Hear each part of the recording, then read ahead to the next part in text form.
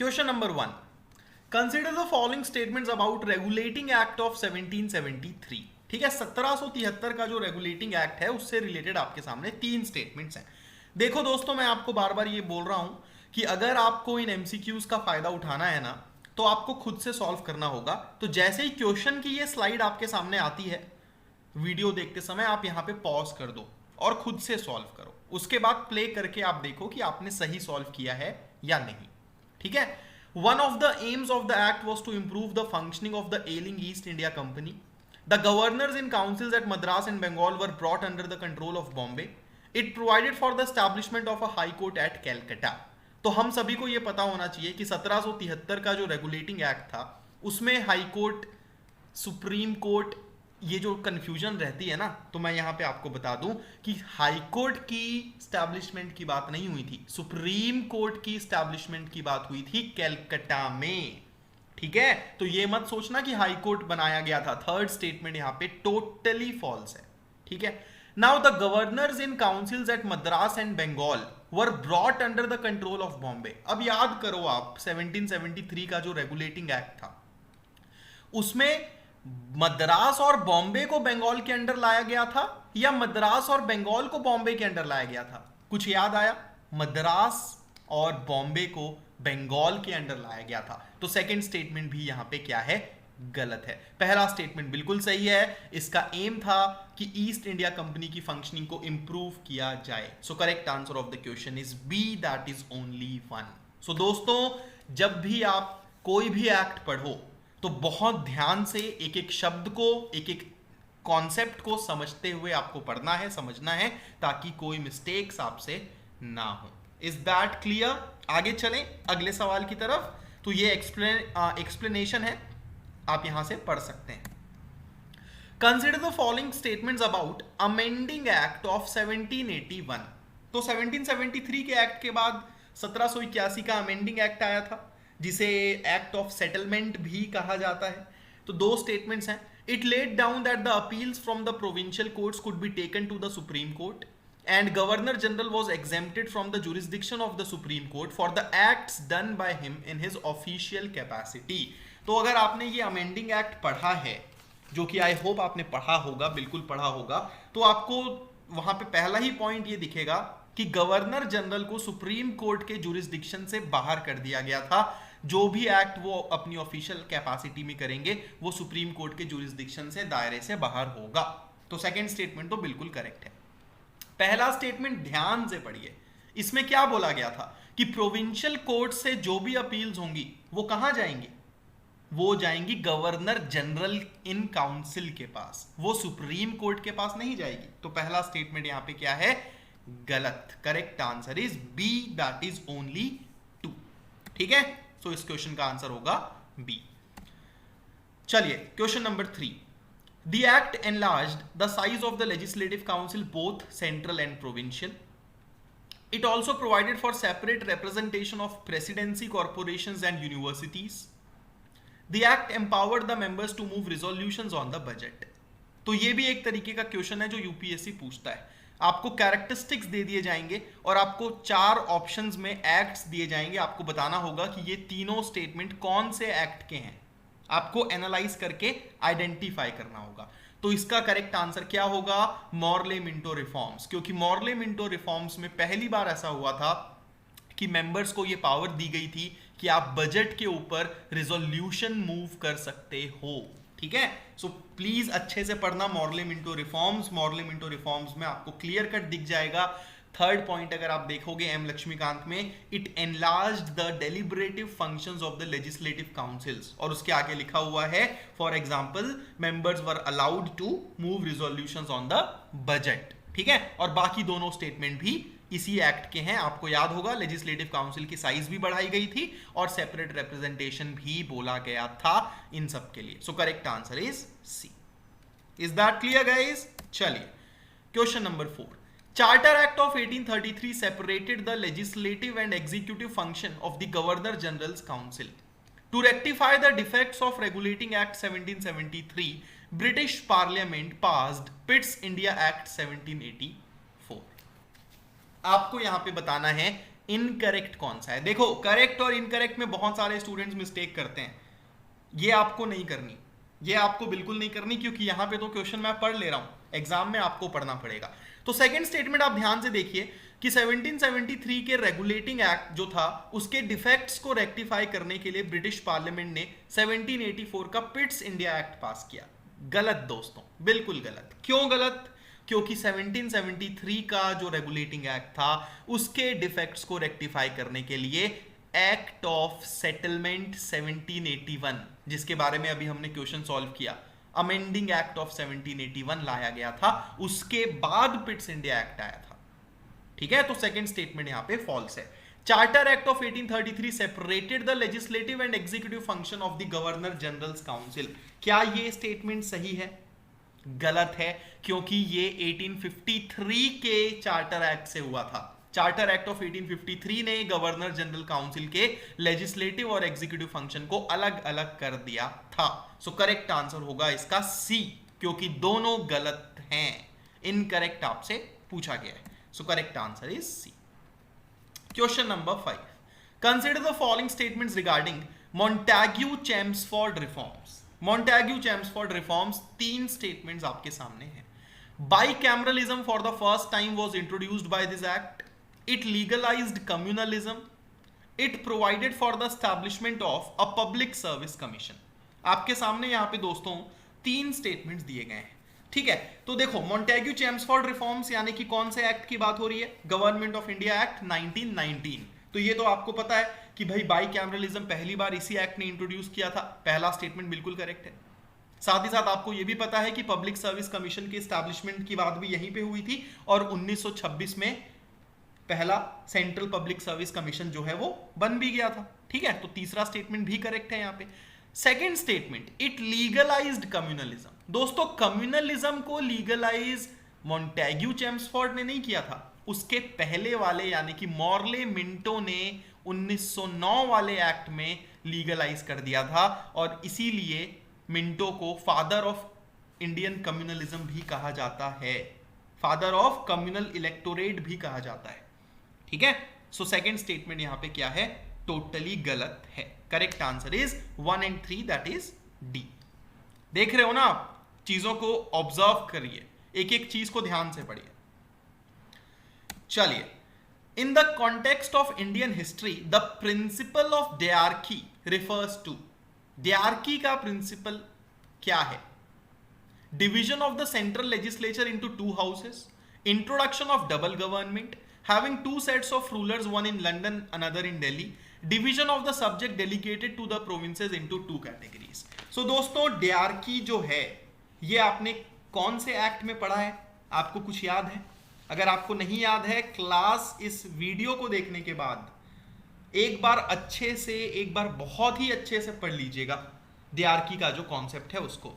ठीक है, सो 1919 का जो मॉन्टेग्यू चेम्सफोर्ड रिफॉर्म्स जिसे हम कहते हैं, उसने डायरकी का कॉन्सेप्ट इंडिया में इंट्रोड्यूस किया, और उस डायरकी के कॉन्सेप्ट से क्या किया गया था कि प्रोविंशियल सब्जेक्ट्स को, जिसे हम आज स्टेट लिस्ट कहते हैं ना, उस समय इन्हें प्रोविंशियल सब्जेक्ट कहा जाता था। तो इनको 2 भागों में डिवाइड किया गया था, एक था ट्रांसफर्ड और एक था रिजर्व्ड। तो ये है dyarchy, division of the subjects delegated to the provinces into 2 categories. Correct answer होगा इसका डी। बाकी तीनों स्टेटमेंट आपको कंफ्यूज करने के लिए दिए गए हैं पूरी तरीके से। ठीक है, so correct answer of the question is D. चलिए, question number 7, with reference to the government of India act 1858, इनमें से कौन सा स्टेटमेंट करेक्ट है? 3 स्टेटमेंट्स आपके सामने हैं। It initiated the process of decentralisation, thereby beginning a system of legislative devolution. It established a 20-member Council of India to assist the Secretary of State for India, and the act abolished East India Company and transferred their powers as well।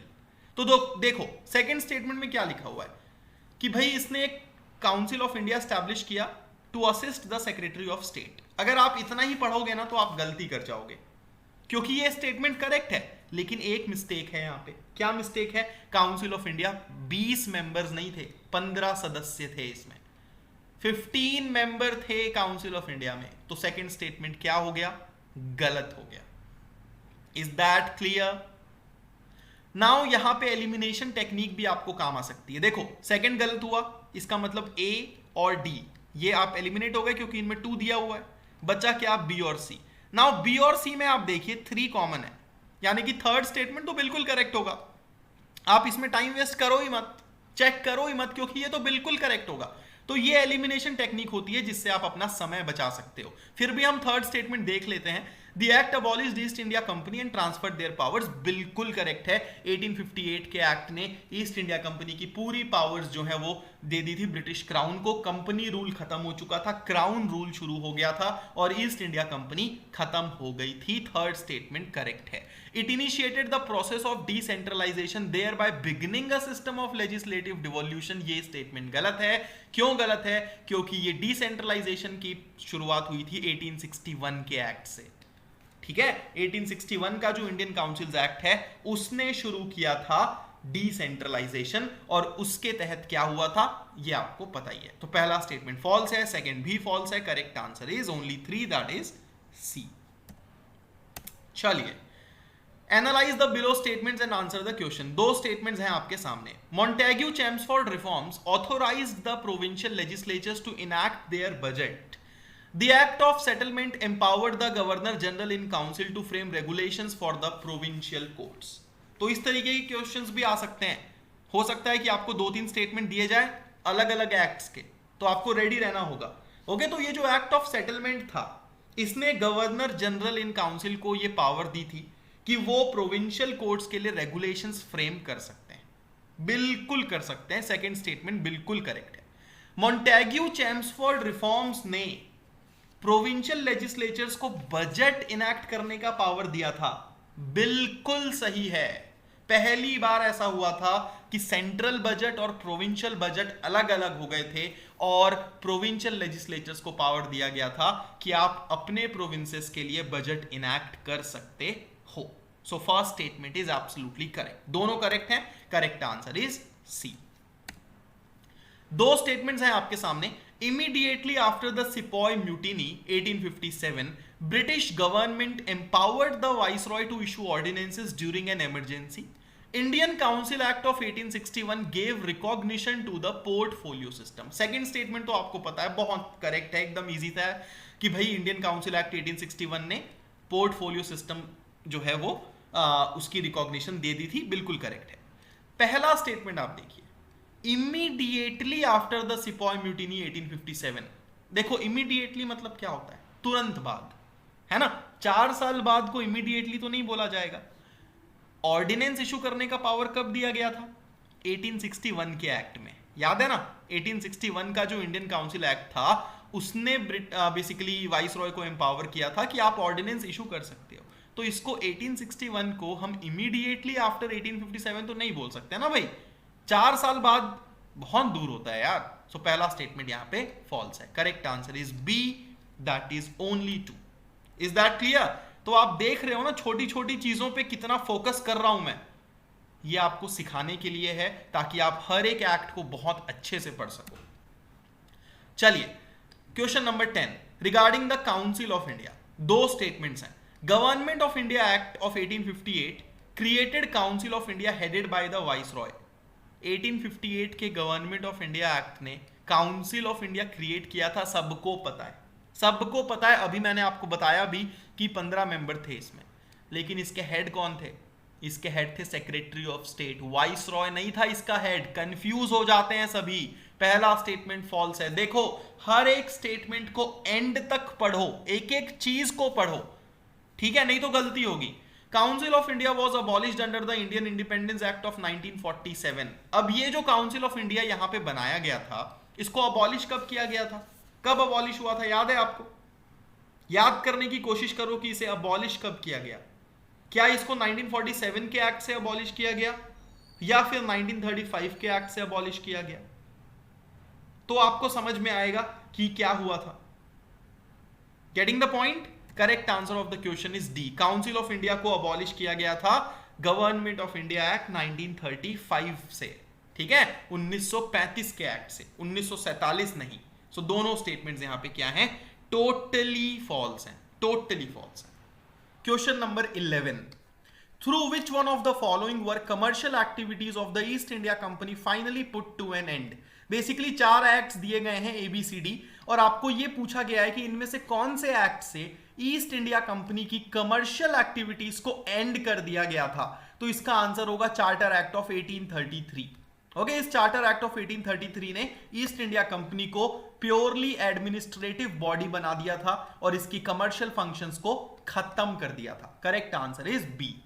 And दोस्तों, मैं पूरी उम्मीद रखता हूं आप सभी से कि आप ऑनेस्टली इन सारे क्वेश्चंस को सॉल्व कर रहे होंगे। और ऑनेस्टली कैसे सॉल्व करना है, क्वेश्चंस को आपको खुद से पढ़ के अभी आपको वीडियो पॉज कर देना है, सॉल्व करना है, उसके बाद प्ले करके आपको देखना है कि आपने सही सॉल्व किया या नहीं। With reference to the Charter Act of 1853, consider the following statements. The act provided that the Indian territories will remain under the governance of the company until the parliament otherwise directed. The act did not mention the time period for which the company charter was being renewed. देखो, आपको याद है 1793 का charter act था, उसके बाद 1813 का charter act था, फिर 1833 का चार्टर एक्ट था। तो इन सब में 20-20 साल का डिफरेंस है। ठीक है, तो 1813 का जब चार्टर एक्ट आया तो ये बोला गया था कि भाई अगले 20 साल तक के लिए है। उसी तरीके से 1793 का जब चार्टर एक्ट आया तो बोला गया कि 20 साल के लिए। लेकिन जब 1853 का चार्टर एक्ट आया तब ये नहीं बताया गया ब्रिटिश पार्लियामेंट द्वारा कि कितने सालों के लिए आप ये लेके आ रहे हो। सो इस एक्ट ने बिल्कुल भी कोई टाइम पीरियड मेंशन नहीं किया था। सेकेंड स्टेटमेंट बिल्कुल करेक्ट है। ठीक है, कोई टाइम पीरियड मेंशन नहीं किया और ये बोला कि भाई इंडियन टेरिटरीज जो हैं वो कंपनी के गवर्नेंस में तब तक रहेंगी जब तक पार्लियामेंट डायरेक्ट करेगा। जितना बेसिकली अगर पार्लियामेंट ये बोलता है आगे जाके कि भाई चलो 4 साल बाद तुम्हारा काम खत्म हो गया तो 4 साल बाद खत्म हो जाएगा, पार्लियामेंट बोलता है 10 साल बाद, 10 साल बाद खत्म हो जाएगा। तो पहला स्टेटमेंट बिल्कुल करेक्ट है। It introduced for the first time local representation in the Indian legislative council, बिल्कुल करेक्ट। पहली बार लोकल रिप्रेजेंटेशन इंट्रोड्यूस किया था इंडियन लेजिस्लेटिव काउंसिल में। सो तीसरा स्टेटमेंट भी करेक्ट है। आपसे पूछा गया है incorrect, so correct answer will be none of the above. तीनों यहां पे करेक्ट है। ठीक है, चलिए question number 13, which one of the following is not a feature of the Government of India Act 1935? 4 आपके सामने यहाँ पे स्टेटमेंट्स हैं। आपको बताना है कि 1935 का जो गवर्नमेंट ऑफ इंडिया एक्ट है उसका इनमें से कौन सा फीचर नहीं है। ठीक है, सो diarchy at the center as well as in the provinces, bicameral legislature in some provinces, provincial autonomy, all India federation। तो अगर आप पढ़ते हो अच्छे से 1935 का एक्ट तो आपको सबसे पहला पॉइंट दिखेगा कि it provided for the establishment of all India federation, तो इसका मतलब डी तो है। देन उसके बाद अगर आप देखते हो तो प्रोविंशियल ऑटोनॉमी भी थी। ठीक है, diarchy in the provinces abolish किया गया था और प्रोविंशियल ऑटोनॉमी इंट्रोड्यूस किया गया था, तो सी भी है। ओके, पहला स्टेटमेंट आप देखिए क्या लिखा हुआ है, diarchy at the centre as well as in the provinces, false. 1935 के गवर्नमेंट ऑफ इंडिया एक्ट में diarchy का जो कॉन्सेप्ट था वो सिर्फ सेंटर में था, प्रोविंसेस में नहीं था, प्रोविंसेस से अबॉलिश कर दिया गया था। रही बात बाईकैमरल लेजिस्लेचर की, तो 11 में से 6 प्रोविंसेस में बाईकैमरलिज्म इंट्रोड्यूस किया गया था। दैट मींस ये भी करेक्ट है, तो इसका आंसर होगा ए। छोटी छोटी चीजें हैं, छोटी छोटी चीजें हैं। देखो 1919 का जो मॉन्टेग्यू चेम्सफोर्ड रिफॉर्म्स था उसमें diarchy at the provinces introduce किया गया, लेकिन 1935 के एक्ट में प्रोविंसेस से हटा दिया गया और सेंटर में इंट्रोड्यूस किया गया, यानी कि सेंट्रल सब्जेक्ट्स को ट्रांसफर्ड और रिजर्व्ड 2 कैटेगरीज में डिवाइड किया गया। ठीक है, चलिए consider the following statements regarding government of India act 1935। 1935 का जो गवर्नमेंट ऑफ इंडिया एक्ट है उससे रिलेटेड 3 स्टेटमेंट्स हैं। The act divided the powers between the center and units in terms of federal list and provincial list only। ये only word यहां पे गलत है। क्यों गलत है? क्योंकि एक और लिस्ट था, अगर आपको याद होगा, कॉन्करेंट लिस्ट। ठीक है, सो पहला स्टेटमेंट फॉल्स हो गया। Is that clear? It provided for the establishment of a reserve bank of India, बिल्कुल 1935 के एक्ट से रिजर्व बैंक की एस्टैब्लिशमेंट की बात हुई थी, एब्सोल्युटली करेक्ट है। There was no such provision for any joint public service commission, ये भी फॉल्स है। अगर आप 1935 का गवर्नमेंट ऑफ इंडिया एक्ट पढ़ते हो तो वहां पे क्लियर कट लिखा हुआ है कि it provided for the establishment of federal public service commission, provincial public service commission and joint public service commission, तीनों की बात की गई थी। ठीक है, तो करेक्ट आंसर होगा only 2, that is C. Fine, तो एक्सप्लेनेशन दोस्तों इन आंसर स्लाइड्स में आप पूरी तरीके से देख सकते हो। Consider the following statements regarding the Indian councils act 1861। 1861 का जो इंडियन काउंसिल्स एक्ट है उससे रिलेटेड आपके सामने दो स्टेटमेंट्स हैं। It provided for inclusion of Indians in the legislative council by enacting a statutory law. It empowered the viceroy to issue ordinances during emergency. Life of such ordinance was 1 year. तो देखो, viceroy को empower किया गया था ordinance issue करने के लिए, बिल्कुल करेक्ट है, लेकिन उस ऑर्डिनेंस की लाइफ 6 महीने की थी, 1 साल की नहीं। ध्यान रखना है, दूसरा स्टेटमेंट गलत है। It provided for inclusion of Indians in the legislative council, बिल्कुल 3 लोगों को नॉमिनेट किया भी था लॉर्ड कैनिंग ने, राजा ऑफ बनारस, महाराजा ऑफ पटियाला, दिनकर राव। लेकिन यहां क्या लिखा हुआ है? By enacting a statutory law. जी नहीं दोस्तों, कोई स्टैट्यूटरी लॉ नहीं बनाया गया था इसके लिए, सिर्फ एक नॉर्मल सा प्रोविजन था, कन्वेंशन था कि हाँ चलो ठीक है, इंडियंस को भी लेजिस्लेटिव काउंसिल में इंक्लूड किया जाएगा, लेकिन उसके लिए कोई लॉ नहीं बनाया गया। तो स्टेटमेंट को आपको पूरा पढ़ना है आखिरी तक। दोनों स्टेटमेंट्स में आप नोटिस करोगे कि कहानी यहां तक करेक्ट थी, जैसे यहां पे भी यहां तक करेक्ट है, उसके बाद का गलत है, इसमें भी यहां तक सही है, उसके बाद का गलत है। तो पूरा स्टेटमेंट आपको पढ़ना है। करेक्ट आंसर अगर आप देखोगे यहां पे आपसे इनकरेक्ट पूछा है, इनकरेक्ट पूछा है, दोनों इनकरेक्ट है, करेक्ट आंसर होगा इसका सी। चलिए, consider the following statements regarding the regulating act of 1773।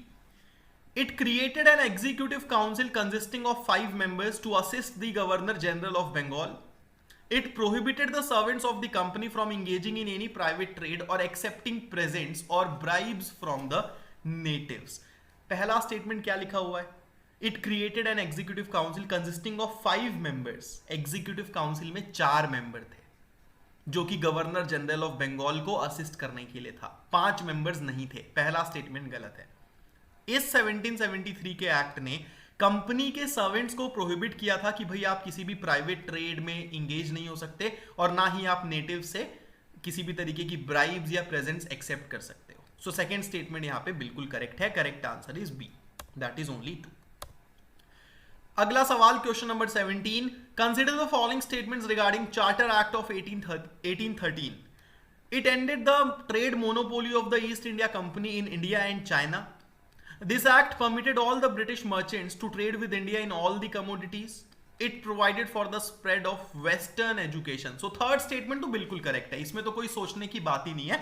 1813 का जो एक्ट था उसने बिल्कुल वेस्टर्न एजुकेशन को प्रमोट करने के लिए प्रोविजंस बनाए थे, और साथ ही साथ उसने क्रिश्चियन मिशनरीज को अलाउ किया था कि भाई अब आप इंडिया आ सकते हो, अपनी नॉलेज स्प्रेड कर सकते हो आके। तो थर्ड स्टेटमेंट बिल्कुल करेक्ट है। ठीक है, This act permitted all the British merchants to trade with India in all the commodities गलत है। क्यों गलत है? क्योंकि कंपनी की जो मोनोपोली है वो टी के ऊपर अभी भी थी, यानी कि टी में ईस्ट इंडिया कंपनी के अलावा कोई बाकी ब्रिटिश मर्चेंट ट्रेड नहीं कर सकता था। तो ऑल द कमोडिटीज बोलना गलत होगा, सेकेंड स्टेटमेंट फॉल्स है। It ended the trade monopoly in India and China. China के साथ जो ट्रेड मोनोपोली थी वो कंटिन्यू थी। ठीक है, चाइना के साथ अभी भी सिर्फ और सिर्फ ईस्ट इंडिया कंपनी ही ट्रेड कर सकती थी। इंडिया के साथ मोनोपोली खत्म हुई थी एक्सेप्ट टी। ठीक है, ये आपको याद रखना है। So correct answer is only 3, that is A. Fine, so the act permitted all the British citizens to trade with India in all commodities except tea. Which of the following facts are true about the government of India act 1833? ठीक है, जो 1833 का basically charter act, कई जगह आपको government of India act भी use करते हुए दिख जाएगा। The system of open competition for the selection of civil servants started under this act. It deprived the governors of Bombay and Madras of their legislative powers. दूसरा statement तो बिल्कुल correct है यहाँ पे. ठीक है, इस एक्ट ने 1833 के एक्ट ने मद्रास और बॉम्बे के गवर्नर्स की लेजिस्लेटिव पावर्स छीन ली थी. सेंट्रलाइजेशन अपने पीक पे था. रही बात पहले स्टेटमेंट की, ओपन कंपटीशन सिस्टम जो था सिविल सर्वेंट्स के सिलेक्शन का, वो स्टार्ट हुआ नहीं था. ठीक है, स्टार्ट करने की कोशिश की गई थी लेकिन हो नहीं पाया था क्योंकि कोर्ट ऑफ डायरेक्टर्स ने अपोज कर दिया था। तो पहला स्टेटमेंट गलत है, ये याद रखना है। ओपन कंपटीशन सिस्टम ट्राई किया था इस चार्टर एक्ट 1833 ने, लेकिन वो सक्सेसफुल नहीं हो पाए थे। So correct answer is B, that is only 2। ठीक है, पहला स्टेटमेंट गलत है, दूसरा स्टेटमेंट यहां पे बिल्कुल करेक्ट है। आगे चलें। Consider the following statements regarding the Charter Act of 1853. It introduced local representation for the first time in Indian Legislative Council. It was the last of the series of Charter Acts passed. तो ये अभी हमने discuss किया, अभी मैंने आपको बताया भी कि इस Charter Act of 1853 से लोकल रिप्रेजेंटेशन की शुरुआत हुई थी और ये आखिरी चार्टर एक्ट था बेसिकली जो कि ब्रिटिश पार्लियामेंट ने पास किया था। दोनों स्टेटमेंट यहाँ पे बिल्कुल करेक्ट हैं। ठीक है, the act established parliamentary system of government in India, मतलब कि एक एग्जीक्यूटिव काउंसिल, एक लेजिस्लेटिव असेंबली। 1892 का इंडियन काउंसिल्स एक्ट था, उससे रिलेटेड दो स्टेटमेंट्स थे। ठीक है, it enhanced the powers of legislative council by conferring on them the powers to discuss the budget. ये तो बिल्कुल करेक्ट है। 1892 का जो इंडियन काउंसिल्स एक्ट था उसने लेजिस्लेटिव काउंसिल की पावर्स को इंक्रीज की थी और बेसिकली मेंबर्स को ये पावर दिया था कि अब आप बजट डिस्कस कर सकते हो। तो पहला स्टेटमेंट तो बिल्कुल सही है। Under this act the non official members of central and provincial legislative council were recommended by Bengal chamber of commerce and provincial legislative councils. अगर आप अच्छे से इंडियन काउंसिल्स एक्ट 1892 पढ़ते हो तो आपको वहां पे दिखेगा दोस्तों कि दूसरा स्टेटमेंट गलत है। क्यों गलत है? क्योंकि वहां पे क्लियर कट लिखा हुआ है, क्लियर कट वहां पे लिखा हुआ है कि सेंट्रल लेजिस्लेटिव काउंसिल के मेंबर्स को बंगाल चैम्बर ऑफ कॉमर्स और प्रोविंशियल लेजिस्लेटिव काउंसिल्स द्वारा नॉमिनेट किया गया। ठीक है, लेकिन प्रोविंशियल लेजिस्लेटिव काउंसिल्स के मेंबर्स को नॉमिनेट किया गया था by the district boards, by the municipalities, universities. ठीक है, देन उसके बाद chambers of commerce and zamindars. तो यहां पे ये जो एंड वर्ड आ गया है ना, ये आपको कंफ्यूज कर देगा। बंगाल चैम्बर ऑफ कॉमर्स और प्रोविंशियल लेजिस्लेटिव काउंसिल्स, इन दोनों ने मिलकर सिर्फ सेंट्रल लेजिस्लेटिव काउंसिल पे नॉमिनेशन किया था, प्रोविंशियल में नहीं किया था। प्रोविंशियल में किया था इन लोगों ने।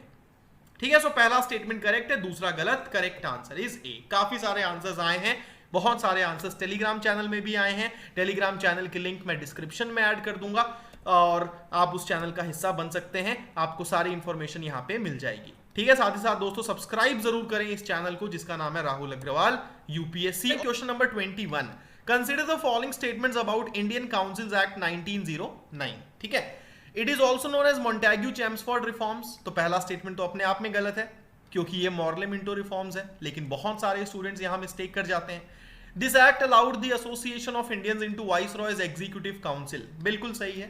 पहली बार बेसिकली अगर हम यहाँ पे देखें तो मॉर्ले मिंटो रिफॉर्म्स में ये बोला गया कि भैया अब इंडियंस जो हैं वो भी कहीं ना कहीं वाइसरॉय के एग्जीक्यूटिव काउंसिल का हिस्सा बन सकते हैं। Surendra Nath Banerjee became first Indian to join viceroy's executive council. काफी मिस्टेक, काफी कंफ्यूजन होती है सत्येंद्र प्रसाद सिन्हा और सुरेंद्र नाथ बैनर्जी को लेके, क्योंकि एक से नाम दिखते हैं।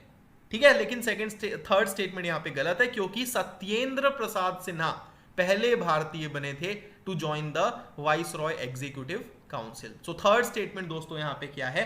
टोटली फॉल्स है। करेक्ट आंसर होगा इसका सी, दैट इज ओनली 2। ठीक है, चलिए consider the following statements about government of India act of 1919। It created a new office of the high commissioner for India in Calcutta. For the first time, this act introduced the direct elections in which every person of more than 21 years of age granted the voting rights. तो अगर आपने कुछ नहीं भी पढ़ा है ना, तो भी आप सेकंड स्टेटमेंट को टोटली गलत कर सकते हो। ऐसा बिल्कुल नहीं हुआ था कि 21 साल से ऊपर का हर एक व्यक्ति वोट कर सकता था, बिल्कुल ऐसा नहीं था दोस्तों। लिमिटेड वोटिंग राइट्स दिए गए थे और जो वोटिंग राइट्स थे ना, वो भी प्रॉपर्टी टैक्स और एजुकेशन के हिसाब से दिए गए थे। हर किसी को वोट करने का राइट नहीं था। पहला स्टेटमेंट भी गलत है क्योंकि ऑफिस ऑफ हाई कमिश्नर जो यहां पे क्रिएट किया गया था वो कलकत्ता में नहीं था, it was created in London. ठीक है, ब्रिटेन में। सो दोनों स्टेटमेंट गलत है। Correct answer is D. देखो इस चैप्टर वाइज एमसीक्यूज से ना आपको मैं पूरी की पूरी जो एम लक्ष्मीकांत की बुक है हर एक चीज आपको बड़े ही बारीकी से पढ़ना सिखा दूंगा मैं। मेरे साथ आप इन एमसीक्यूज को डेली बेसिस में बस सॉल्व करते चलिए, ठीक है। Correct answer is D. चलिए, बहुत इजी सा क्वेश्चन है आपके सामने। Under the federal provisions of 1935 act, there were 65 items in the federal list, 60 items were in the provincial list, 36 items were in the concurrent list। कई बार इस तरीके का क्वेश्चन भी पूछ लिया जाता है, ठीक है। तो फेडरल लिस्ट में 65 आइटम्स बिल्कुल नहीं थे, फेडरल लिस्ट में 60 से कम 59 आइटम्स थे, जबकि प्रोविंशियल लिस्ट में इससे भी कम थे, 54 थे, कॉन्करेंट लिस्ट में 36 थे। सो थर्ड स्टेटमेंट करेक्ट है, बाकी दोनों गलत हैं। Correct answer is C. तो ये छोटी छोटी चीजें हैं, थोड़ा सा ध्यान रखना बस। विच of the following statement is not true? Incorrect और करेक्ट में जो आप मिस्टेक करते हो ना, यहां रिपीट मत करना। With respect to government of India act 1935, it introduced bicameralism in all the 11 provinces. This act strengthened the communal representation. It established the provincial public service commissions. It also established joint provincial service commission for 2 or more provinces. तो मैंने आपको बताया था कि 1935 का जो act था, इसमें प्रोविंशियल पब्लिक सर्विस कमीशन की बात भी की गई थी, joint provincial public service commission की बात भी की गई थी, ठीक है। तो सी और डी तो बिल्कुल करेक्ट है। कम्युनल रिप्रेजेंटेशन को और ज्यादा मजबूत किया था, बिल्कुल किया था। कैसे? क्योंकि इसने क्या किया था, कम्युनल रिप्रेजेंटेशन में जो सेपरेट इलेक्टोरेट था वो डिप्रेस्ड क्लासेस के लिए, ओके, शेड्यूल्ड कास्ट के लिए, वुमेन के लिए और लेबर्स के लिए भी एक्सटेंड कर दिया था। तो बी इज ऑल्सो करेक्ट। पहला स्टेटमेंट फॉल्स है। अगर आपको याद होगा तो इस एक्ट में जो बाइकैमरलिज्म था वो 6 आउट ऑफ 11 प्रोविंसेस में इंट्रोड्यूस हुआ था, सारे के सारे 11 प्रोविंसेस में नहीं। So correct answer is A. Fine.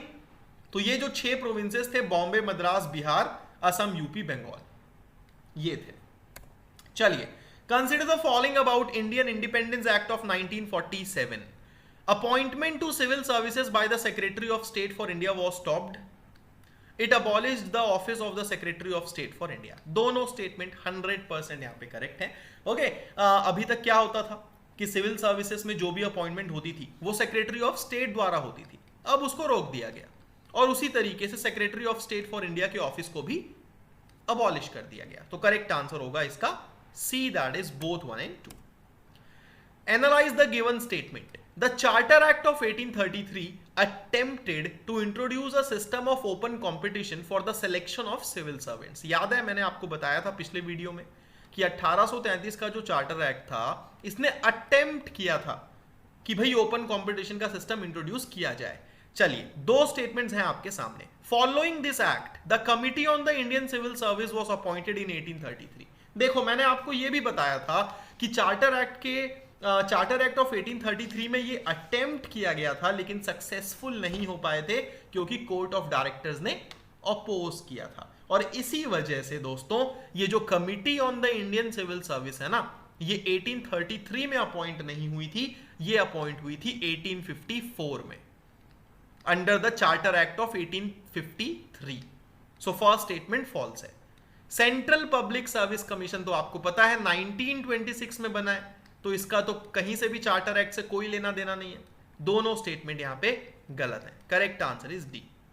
Fine. So neither 1 nor 2। बहुत इंपॉर्टेंट चीजें हैं यहां पे जो मैं आपको बता रहा हूं, बहुत ज्यादा इंपॉर्टेंट चीजें हैं ये। चलिए, with reference to the system of double government established under Pitts India act of 1784, consider the following statements. The system of double government was carried on until India obtained independence. Under the system of double government, the Board of Control was created to manage commercial affairs. आपको याद है ना 1784 का पिट्स India act. इस पिट्स India act में double government की शुरुआत हुई थी, यानी कि बोर्ड ऑफ कंट्रोल और कोर्ट ऑफ बेसिकली डायरेक्टर्स, ठीक है। ये डबल गवर्नमेंट का सिस्टम था। तो क्या ये डबल गवर्नमेंट का सिस्टम भारत की आजादी तक चला था? याद है ये कब टूटा था? Yes, it was carried on until the government of India act of 1858। 1858 का जो गवर्नमेंट ऑफ इंडिया एक्ट था ना, इसने डबल गवर्नमेंट को अबॉलिश कर दिया था। तो पहला स्टेटमेंट फॉल्स है।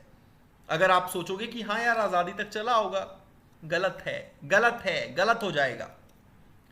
Under the system of double government board of control was created to manage political affairs. Commercial affairs के लिए कोर्ट ऑफ डायरेक्टर्स थे। तो इसकी एक छोटी सी ट्रिक है, देखो एक था कोर्ट ऑफ डायरेक्टर्स और एक था बोर्ड ऑफ कंट्रोल, ठीक है। पॉलिटिकल अफेयर्स और कमर्शियल अफेयर्स दो ही चीजें थी, तो सी फॉर सी, यानी कि court of directors, commercial affairs, बाकी जो बचा वो बोर्ड ऑफ कंट्रोल का। खत्म हो गई बात। सिंपल सा तरीका याद करने का, कमर्शियल यानी कि court of directors, C for C, जो बचा वो बोर्ड ऑफ कंट्रोल का, यानी कि पॉलिटिकल जो होगा वो बोर्ड ऑफ कंट्रोल का, ठीक है। तो दोनों आंसर, दोनों स्टेटमेंट्स यहां पे गलत है। Correct answer is D. Consider the following statements about dyarchy introduced under 1919 act. 1919 के एक्ट के तहत जो डयार्ची इंट्रोड्यूस किया गया था उससे रिलेटेड आपके सामने दो स्टेटमेंट्स हैं। It was the dual system of government at provincial and central level. आपको याद है 1919 में जो डयार्ची इंट्रोड्यूस किया गया था वो सिर्फ प्रोविंशियल लेवल में था, सेंट्रल लेवल में नहीं था। सेंट्रल लेवल में 1935 में हुआ था। तो पहला स्टेटमेंट क्या हो गया? गलत। Transferred subjects were in the domain of state legislature while the reserved subject were in the domain of Viceroy's Executive Council। बिल्कुल नहीं यार, ये क्या लिखा हुआ है? कंफ्यूज किया जा रहा है आपको दोस्तों, पूरी तरीके से आपको यहां पे कंफ्यूज किया जा रहा है। मैं आपको आज समझा देता हूं। देखो, प्रोविंसेस के जो सब्जेक्ट्स थे उनको दो भागों में डिवाइड किया गया था, एक था ट्रांसफर्ड, एक था रिजर्व्ड, ठीक है। ट्रांसफर्ड सब्जेक्ट्स जो थे उन्हें एडमिनिस्टर किया जा रहा था by the governor with the help of ministers, जो कि रिस्पॉन्सिबल थे टुवर्ड्स द लेजिस्लेटिव काउंसिल, ठीक है। जबकि जो रिजर्व सब्जेक्ट थे उन्हें एडमिनिस्टर, उन्हें भी गवर्नर ही कर रहे थे, लेकिन ये रिस्पॉन्सिबल नहीं थे towards the legislative council. Dyarchy यानी कि डाई यानी कि डबल, आर्च यानी कि rule, double rule Greek word है। सो डबल रूल हुआ ना, एक सब्जेक्ट की तरफ आप रिस्पॉन्सिबल हो, दूसरे के लिए आप नहीं हो। तो इसमें ऐसा कुछ नहीं था कि भाई स्टेट लेजिस्लेचर के डोमेन में या एग्जीक्यूटिव काउंसिल के डोमेन में। सेकंड स्टेटमेंट टोटली फॉल्स है। Correct answer is D. Is that clear guys? ध्यान रखना है चीजों को, चीजों को आपको ध्यान रखना है, बहुत अच्छे से समझना है आपको। फाइन, तो यहां पे पूरी तरीके से एक्सप्लेन मैंने कर दिया है, आसानी से आप यहां पे देख सकते हैं। Consider the following statements regarding the Act of Settlement 1781. Governor General was exempted from the jurisdiction of Supreme Court for the acts done by him in official capacity. It laid down that the appeals from the provincial courts could be taken to the Supreme Court. मैंने बताया था कि act of settlement में ये बोला गया था कि प्रोविंशियल कोर्ट्स की जो भी अपील है वो गवर्नर जनरल के पास जाएगी, सुप्रीम कोर्ट के पास नहीं जाएगी। तो सेकंड स्टेटमेंट गलत हो गया। इसका मतलब आपका बी सी डी तीनों एलिमिनेट हो गए, आंसर आ गया ना, सिंपल, ठीक है। So it empowered the governor general in council to frame regulation for the provincial courts. Third statement यहां पे क्या है? बिल्कुल करेक्ट है, और पहला स्टेटमेंट तो करेक्ट है ही। Correct answer is A. Act ऐसा है जिसने पहली बार प्रोविंशियल बजट और सेंट्रल बजट को अलग अलग कर दिया था। तो दोस्तों बहुत सारे आंसर्स आए हैं, काफी आंसर्स गलत भी आए हैं। करेक्ट आंसर है इसका सी, गवर्नमेंट ऑफ इंडिया एक्ट 1919, जिसे हम मॉन्टेग्यू चेम्सफोर्ड रिफॉर्म्स के नाम से भी जानते हैं। तो इस एक्ट ने पहली बार प्रोविंशियल बजट और सेंट्रल बजट को अलग अलग कर दिया और प्रोविंशियल लेजिस्लेचर्स को अलाउ किया कि अब आप अपने लिए बजट इनैक्ट कर सकते हो। So correct answer is C, ठीक है। अब हम कंटिन्यू करते हैं क्वेश्चन नंबर 31।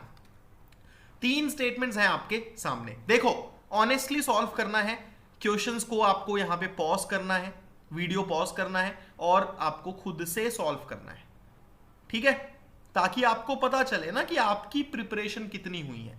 मैं तो सॉल्व करूंगा ही, मैं तो आपको समझाऊंगा ही, लेकिन आपको अपना टेस्ट भी करना है। और यहां हम अनअकैडमी की तरह कोई पोल तो शुरू नहीं कर सकता मैं, तो इसीलिए आपको ऑनेस्टली यहां पे काम करना है पॉज करके। Under the provisions of government of India act of 1919 the speaker was called the president of the central legislative assembly. पहला स्टेटमेंट दोस्तों यहां पे ये बोला जा रहा है कि 1919 के गवर्नमेंट ऑफ इंडिया एक्ट, ठीक है, इसके तहत, इस एक्ट के तहत स्पीकर को सेंट्रल लेजिस्लेटिव असेंबली का प्रेसिडेंट कहा जाता था।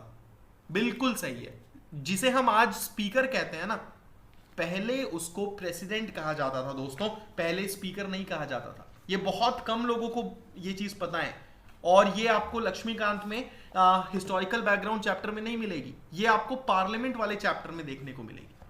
ठीक है, तो पहला स्टेटमेंट करेक्ट है। The above nomenclature for the speaker was discontinued in 1936 after the government of India act of 1935 changed it to the speaker of the assembly.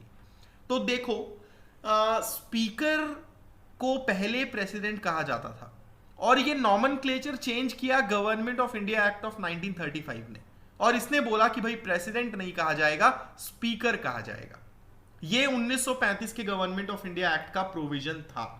लेकिन दोस्तों यहां पे एक चीज आपको याद रखनी होगी कि ये जो प्रोविजन था गवर्नमेंट ऑफ इंडिया एक्ट का, ये एप्लीकेबल नहीं हुआ था। ये एप्लीकेबल हुआ कब हुआ? 1947 में। ठीक है, 1947 तक स्पीकर को प्रेसिडेंट ही कहा जाता था। तो बहुत सारे स्टूडेंट्स यहां पे कंफ्यूज होते हैं क्योंकि उन्हें ये तो मालूम है कि गवर्नमेंट ऑफ इंडिया एक्ट 1935 ने डेजिग्नेशन इसका चेंज कर दिया था, लेकिन उन्हें ये नहीं मालूम कि ये प्रोविजन अप्लाई नहीं हुआ था क्योंकि इस एक्ट के फेडरल प्रोविजंस इंप्लीमेंट नहीं किए गए थे। तो सेकंड स्टेटमेंट यहां पे गलत है। ये डिसकंटिन्यू हुआ था 1947 में, 36 में नहीं। In 1921, Sachidanand Sinha was appointed as first president, यानी कि speaker of the assembly by the governor general of India. ये स्टेटमेंट भी गलत है। क्यों गलत है? आपको पता है पहला प्रेसिडेंट कौन था? पहले प्रेसिडेंट थे फ्रेडरिक वाइट, सच्चिदानंद सिन्हा थे डिप्टी प्रेसिडेंट यानी कि डिप्टी स्पीकर। ये आपको याद रखना है। ठीक है, so correct answer is what? Incorrect पूछा है यहां पे, इनकरेक्ट। करेक्ट आंसर होगा सी। ठीक है, 2 और 3 इनकरेक्ट है, पहला यहां पे करेक्ट है। तो ये आप यहां पे देख सकते हो, क्लियर कट एक्सप्लेनेशन। देन उसके बाद आते हैं question number 32। With reference to the government of India act of 1858, आपके सामने 3 स्टेटमेंट्स यहां पे हैं। ठीक है, 1858 का गवर्नमेंट ऑफ इंडिया एक्ट, उससे related. It initiated the process of decentralisation thereby beginning a system of legislative devolution. Decentralisation की प्रोसेस की शुरुआत 1861 के एक्ट से हुई थी, 1858 से नहीं। ये आपको याद है? तो पहला स्टेटमेंट यहां पे क्या है? फॉल्स है। Their Secretary of State was given responsibility to present a statement of revenues and expenditures in British India. बिल्कुल सही। 1858 के एक्ट से सेक्रेटरी ऑफ स्टेट को ऑफिस क्रिएट किया गया था और इस सेक्रेटरी ऑफ स्टेट को पूरी पावर दी गई थी, रिस्पॉन्सिबिलिटी दी गई थी कि भैया ब्रिटिश इंडिया में जो भी खर्चे हो रहे हैं, जो भी पैसे आ रहे हैं यानी कि रेवेन्यू और एक्सपेंडिचर, उसका स्टेटमेंट आप इंग्लैंड में भेजोगे। The act abolished East India Company and transferred their powers as well. बिल्कुल सही। इस 1858 के एक्ट ने ईस्ट इंडिया कंपनी को क्या कर दिया? अबॉलिश कर दिया और उसकी पावर्स को भी ट्रांसफर कर दिया। सो करेक्ट आंसर होगा इसका दोस्तों बी, दैट इज 2 और 3। पहला स्टेटमेंट फॉल्स है। चलिए question number 33। Robert Clive was the first governor general of Bengal. William Bentinck was the first governor general of India. Sir John Shore introduced the first charter act in 1773। काफी students यहां पे भी mistake कर जाते हैं क्योंकि स्टेटमेंट्स ढंग से नहीं पढ़ते। पहले गवर्नर जनरल बंगाल के कौन थे? क्या रॉबर्ट क्लाइव थे? अगर आपको याद नहीं आ रहा है तो मैं आपको बता देता हूं, वॉरेन हेस्टिंग्स थे। तो पहला स्टेटमेंट हो गया फॉल्स। 1773 के एक्ट को हम चार्टर एक्ट कहते हैं या रेगुलेटिंग एक्ट कहते हैं? रेगुलेटिंग एक्ट कहते हैं ना, तो पहला चार्टर एक्ट नहीं था ये। ठीक है, पहला चार्टर एक्ट कब आया था? चार्टर एक्ट आया था 1793 से दोस्तों, 1793 से। उसके पहले ये 1773 का रेगुलेटिंग एक्ट था। सो पहला भी गलत है, तीसरा भी गलत है। रही बात first governor general of India की, तो वो है विलियम बेंटिंक। आंसर होगा इसका only 2, that is B. Correct. आगे चले। एंड दोस्तों सब्सक्राइब जरूर कीजिएगा इस YouTube चैनल को जिसका नाम है Rahul Agarwal UPSC. Daily basis में पूरी की पूरी एम लक्ष्मीकांत हम यहां पे कवर कर डालेंगे MCQs के माध्यम से। ठीक है, बस मेरे साथ जुड़े रहिए, सपोर्ट कीजिए और इन वीडियोस को जरूर देखिए, सॉल्व कीजिए, लाइक कीजिए, मुझे बताइए, अपना फीडबैक दीजिए ताकि मुझे पता चले कि मैं जो ये मेहनत कर रहा हूं MCQs की वो आपको फायदा पहुंचा रही है या नहीं। Question number 34. Which of the following feature of the Constitution of India has or have been borrowed from Government of India Act of 1935?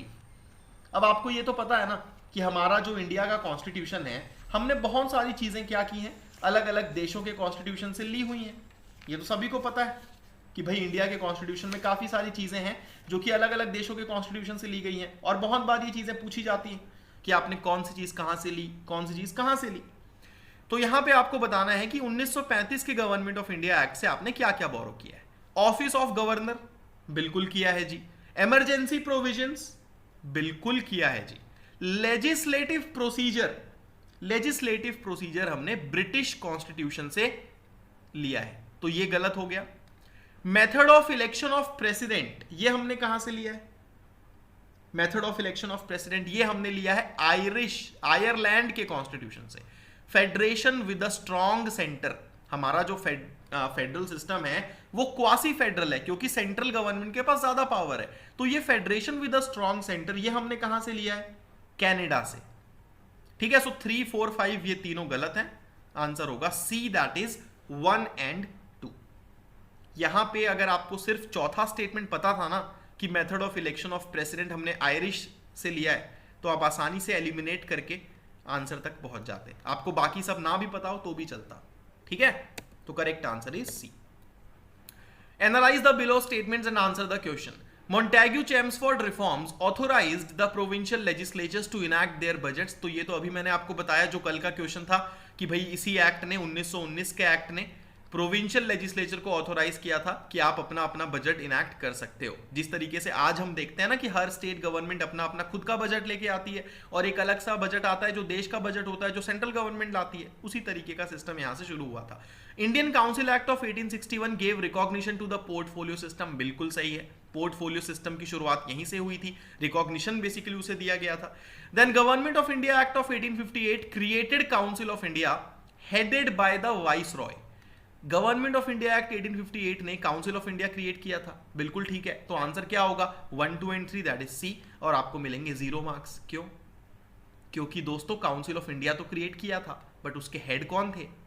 Secretary of state, viceroy नहीं था दोस्तों। सो करेक्ट आंसर क्या होगा? करेक्ट आंसर होगा D, 1 and 2। यहां mistake हम कर जाते हैं। ठीक है, so correct answer of the question is D. Then उसके बाद अगला सवाल, supreme court of India succeeded the federal court of India established under the government of India act of 1919। देखो आज का जो हमारा सुप्रीम कोर्ट है उसने फेडरल कोर्ट ऑफ इंडिया को सक्सीड किया है। आजादी से पहले फेडरल कोर्ट ऑफ इंडिया हुआ करता था जिसको सक्सीड किया है आजाद भारत के सुप्रीम कोर्ट ऑफ इंडिया ने। लेकिन federal court of India government of India act 1919 के अंडर स्टैब्लिश नहीं हुआ था। किसके अंडर स्टैब्लिश हुआ था? 1935 वाले एक्ट के अंडर। तो पहला स्टेटमेंट फॉल्स है।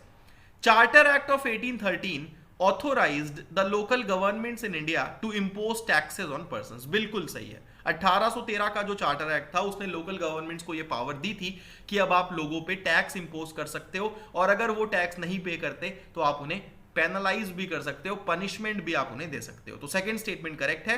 करेक्ट आंसर होगा इसका ओनली 2, दैट इज बी। चलिए अगला सवाल, 2 स्टेटमेंट्स हैं आपके सामने। Government of India act of 1909 introduced the system of communal representation for Muslims. Government of India Act of 1919 extended the principle of communal representation and the 6 Europeans, Indian Christians, Anglo-Indians, depressed classes got separate representation। तो मैंने आपको बताया था कि government of India act जो है 1909 का, यानी कि मॉर्ले मिंटो रिफॉर्म्स, इसने सेपरेट जो कम्युनल रिप्रेजेंटेशन है जिसे हम सेपरेट इलेक्टोरेट कहते हैं वो इंट्रोड्यूस किया था मुस्लिम्स के लिए। तो पहला स्टेटमेंट तो करेक्ट है। ठीक है, आप दोस्तों मेरे YouTube चैनल में इन सारे एक्ट्स के बारे में डिटेल में भी पढ़ सकते हो। मैंने काफी सारे वीडियोस ऐड कर दिए हैं, मॉर्ले मिंटो रिफॉर्म्स तक का वीडियो मैंने ऐड कर दिया है। 1773 के रेगुलेटिंग एक्ट से लेके मॉर्ले मिंटो रिफॉर्म्स तक का मैंने ऐड कर दिया है। बाकी एक्ट्स के वीडियो बहुत जल्द ऐड हो जाएंगे। तो इन क्वेश्चंस को अगर आप सॉल्व कर रहे हो और आपसे सॉल्व नहीं हो रहे हैं तो पहले उन वीडियोस को देख लो, फिर सॉल्व कर लो, ज्यादा फायदा होगा। Government of India act of 1919 extended the principle of communal representation. ठीक है, इस एक्ट ने, जिसे हम मॉन्टेग्यू चेम्सफोर्ड रिफॉर्म्स कहते हैं, इसने इस रिप्रेजेंटेशन को एक्सटेंड किया। ठीक है, लेकिन सिखों को, यूरोपियंस को, इंडियन क्रिश्चियंस को, एंग्लो इंडियंस को, इनको सबको मिला था सेपरेट रिप्रेजेंटेशन, डिप्रेस्ड क्लासेस को नहीं मिला था। तो सेकंड स्टेटमेंट यहां पे गलत हो जाएगा। ठीक है, डिप्रेस्ड क्लासेस के लिए रामसे मैकडोनाल्ड उन्होंने अनाउंस किया था, ब्रिटिश प्राइम मिनिस्टर ने 1932 में एक कम्युनल अवार्ड अनाउंस किया था और उस कम्युनल अवार्ड में डिप्रेस्ड क्लासेस के लिए सेपरेट इलेक्टोरेट की बात की गई थी। तो इसका 1919 के मोंटेग्यू चैम्सफोर्ड रिफॉर्म से कोई लेना देना नहीं है। That is the reason second statement false है। अब हड़बड़ी में हम क्या करते हैं, हम यहां तक पढ़ते हैं, कुछ बच्चे यहां तक पढ़ते हैं, कुछ यहां तक पढ़ देंगे और कुछ यहां तक पढ़ लेंगे। बहुत कम स्टूडेंट्स हैं जो पूरा पढ़ते हैं। और मैं आपको बार बार बोल रहा हूं कि स्टेटमेंट तो पढ़ो भाई, स्टेटमेंट ही नहीं पढ़ोगे तो कैसे होगा। Correct answer is only one, that is A. Which act enabled the Governor General to associate representatives of the Indian people with the work of legislation by nominating them to his expanded council? Government of India Act 1858, the Council Act 1861, the Council Act 1892, Government of India Act 1935। कौन सा act था? तो इसका answer होगा 1861। ठीक है, 1861 का जो काउंसिल एक्ट था उसने गवर्नर जनरल को इनेबल किया था, एक तरीके से ऑथोराइज किया था कि अब आप इंडियंस को जो है काउंसिल में, गवर्नर जनरल के काउंसिल में, वाइस रॉय के काउंसिल में नॉमिनेट कर सकते हो। ठीक है, so correct answer is B. और 3 लोगों को लॉर्ड कैनिंग ने नॉमिनेट भी किया था, Raja of Banaras, Maharaja of Patiala, sir Dinkar Rao. Consider the following statements about the Morley Minto reforms of 1909। ठीक है, They were named after the Viceroy of India Morley and Secretary of State for India Minto। बहुत कम लोगों को पता है ये, काफी स्टूडेंट्स यहाँ पे गलत करके आएंगे। मॉर्ले मिंटो, मॉर्ले कौन था? मॉर्ले सेक्रेटरी था, मिंटो वाइसरॉय थे। तो पहला स्टेटमेंट गलत है क्योंकि उल्टा लिखा हुआ है। It increased the size of the legislative council at the central level. बिल्कुल, सेंट्रल लेवल में भी और प्रोविंशियल लेवल में भी लेजिस्लेटिव काउंसिल के साइज को इसने इंक्रीज किया था। They contained provisions that ensured that British officials retained their majority in the Central Legislative Council। बिल्कुल, इसमें प्रोविजंस ऐसे थे जिसमें यह इंश्योर किया गया था कि भाई अंग्रेज जो हैं, ब्रिटिश ऑफिशियल्स जो हैं, वो सेंट्रल लेजिस्लेटिव काउंसिल में अपनी मेजॉरिटी रिटेन कर सकें। So correct answer is B, that is 2 and 3। ठीक है, regarding the constituent assembly 3 statements थे। ठीक है, so Indian independence act of 1947 made the assembly a fully sovereign body. ये बिल्कुल करेक्ट स्टेटमेंट है। 1947 का जो इंडियन इंडिपेंडेंस एक्ट था उसने कॉन्स्टिट्यूएंट असेंबली को पूरी तरीके से एक सोवरेन बॉडी बना दिया था। मतलब ये था कि कॉन्स्टिट्यूएंट असेंबली अब कुछ भी अपने हिसाब से डिसीजन ले सकती थी। ठीक है, उसके ऊपर कोई रोक टोक नहीं थी। रही बात सेकंड स्टेटमेंट की कि मुस्लिम लीग ने पहली मीटिंग पार्टिसिपेट की, उसके बाद बॉयकॉट किया, ये गलत है। क्लियर कट फैक्ट है दोस्तों कि कॉन्स्टिट्यूएंट असेंबली की जो पहली मीटिंग थी 9 दिसंबर 1946 को हेल्ड की गई थी और मुस्लिम लीग ने पार्टिसिपेट नहीं किया था। रही बात थर्ड स्टेटमेंट की, constituent assembly continued as the provisional parliament of India till the formation of new parliament. बिल्कुल करेक्ट स्टेटमेंट है। ठीक है, नई पार्लियामेंट के फॉर्मेशन तक कॉन्स्टिट्यूएंट असेंबली ही एक प्रोविजनल पार्लियामेंट का काम कर रही थी और जो भी रूल्स हैं, जो भी लॉज हैं, वही बना रही थी। सो करेक्ट आंसर होगा इसका B, that is 1 and 3। Fine, आगे चलते हैं। Question number 41। The companies territories in India were for the first time called the British possessions in India by the charter act of 1813। The Pitt's India Act of 1784 distinguished between the commercial and political functions of the company। तो second statement बिल्कुल correct है। 1784 का पिट्स India act, इसने dual government की शुरुआत की थी। एक बोर्ड ऑफ कंट्रोल था और एक कोर्ट ऑफ डायरेक्टर्स था। मैंने आपको C is equals to C की ट्रिक भी बताई थी। Court of directors commercial, board of control political. यानी कि आपने पॉलिटिकल फंक्शंस किसी और को दे दिया, कमर्शियल फंक्शंस किसी और को दे दिया, तो आपने अलग अलग कर दिया, मतलब आपने डिस्टिंग्विश कर दिया। तो सेकंड स्टेटमेंट बिल्कुल करेक्ट है। पहला स्टेटमेंट यहाँ पे गलत है। क्यों गलत है दोस्तों? पहला स्टेटमेंट यहाँ पे गलत इसलिए है क्योंकि कंपनी की जो टेरिटरीज थी इंडिया में, वो पहली बार ब्रिटिश पोजेशंस कहलाई गई थी पिट्स इंडिया एक्ट 1784 के द्वारा, चार्टर एक्ट ऑफ 1813 द्वारा नहीं। So first statement is false. Correct answer is B, that is only 2। Fine, चलिए question number 42। Government of India Act of 1919 provided for the appointment of a statutory commission to inquire and report on its working. हम सभी को पता है कि भाई government of India act 1919 जिसे हम मॉन्टेग्यू चेम्सफोर्ड रिफॉर्म्स कहते हैं, उसने एक स्टैट्यूटरी कमीशन अपॉइंट किया था जिसे हम साइमन कमीशन के नाम से भी जानते हैं, है ना, गो साइमन बैक वाला जो नारा लगा था। तो पहला स्टेटमेंट बिल्कुल करेक्ट है। The instrument of instructions contained in the Government of India Act 1935 have been incorporated in the Constitution of India as emergency provisions। जी नहीं दोस्तों, जी नहीं। 1935 का जो गवर्नमेंट ऑफ इंडिया एक्ट था जिसमें इंस्ट्रूमेंट ऑफ इंस्ट्रक्शंस थे, वो इमरजेंसी प्रोविजंस नहीं है, वो डीपीएसपी हैं हमारे। वो हमारे इंडिया के कॉन्स्टिट्यूशन में जो इंस्ट्रूमेंट ऑफ इंस्ट्रक्शंस थे वो हम डीपीएसपी के नाम से उन्हें आज जानते हैं, directive principle of state policy, emergency provisions नहीं। Correct answer is A, that is only 1। बहुत ध्यान से चीजों को पढ़ना है, बहुत ध्यान से चीजों को आपको समझना है। चलिए question number 43, bicameralism for the first time was introduced by government of India act of 1935। बिल्कुल गलत है, बिल्कुल गलत है, क्योंकि 1919 के एक्ट से पहली बार बाईकैमरलिज्म इंडिया में शुरू हुआ, इंट्रोड्यूस किया गया। सो पहला स्टेटमेंट फॉल्स है। With the enactment of the constitution the government of India act of 1935 was repealed. बहुत सारे स्टूडेंट्स इसका आंसर बी लगा के आएंगे, लेकिन दोस्तों आंसर होगा इसका डी, क्योंकि सेकंड स्टेटमेंट भी गलत है। हमारा कॉन्स्टिट्यूशन इनैक्ट कब हुआ था? इनैक्ट हुआ था 26 नवंबर 1949, 1949, जो कि प्रीएम्बल में डेट है। और हमारा कॉन्स्टिट्यूशन कमेंस हुआ था 26 जनवरी 1950। कमेंस यानी कि इस दिन से हमारा कॉन्स्टिट्यूशन लागू हुआ था, शुरू हुआ था।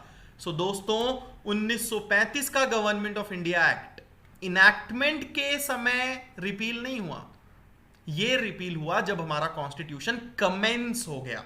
ठीक है, तो सेकंड स्टेटमेंट फॉल्स है। कमेंसमेंट और इनैक्टमेंट में अंतर है, बहुत बुनियादी अंतर है। चलिए दो स्टेटमेंट्स हैं आपके सामने। The government of India act of 1858 did not alter the system of government that prevailed in India. The governor general in council was empowered to legislate for the whole of British territories in India by the Charter Act of 1853।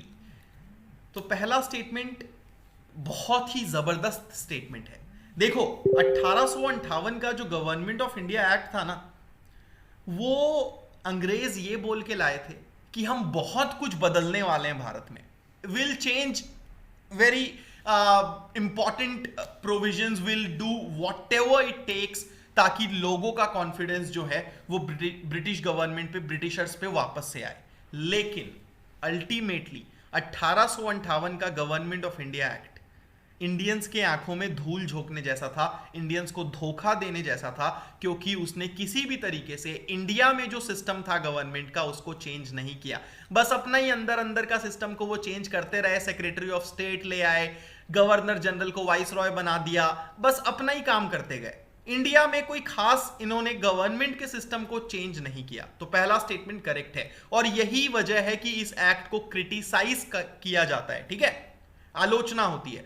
The governor general in council was empowered to legislate for the whole of British territories in India by the charter act of 1853। बिल्कुल नहीं, governor general को ये जो power दी गई थी कि अब आप पूरे ब्रिटिश टेरिटरीज के लिए लॉ बना सकते हो, ये 1833 के चार्टर एक्ट से दी गई थी। तो सेकंड स्टेटमेंट यहां पे गलत है। Correct answer is A, that is only 1।